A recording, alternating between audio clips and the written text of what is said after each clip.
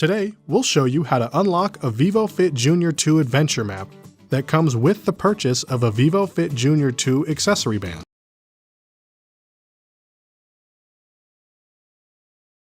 For this process, you'll need the smartphone with the vívofit Junior app installed and the 8-digit unlock code that comes with your accessory band. Begin by opening the vívofit Junior app and ensure your child is selected. Then select Settings. Scroll down and select Register an accessory band. Enter the unlock code that came included with your accessory band. Confirm the adventure map by touching Register Now.